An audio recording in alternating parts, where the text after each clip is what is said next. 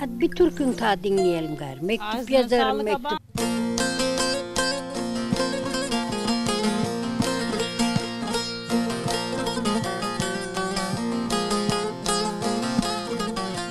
Haşa, bunu çek gari, haşa.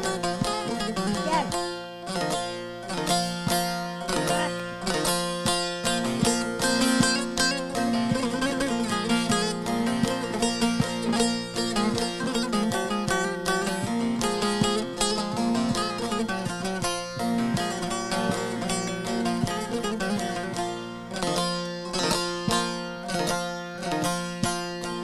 Ay doğar gecelere, daldım düşüncelere.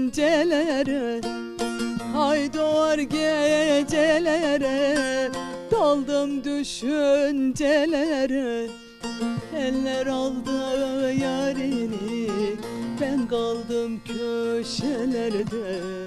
Eller aldı yarini, ben kaldım köşelerde.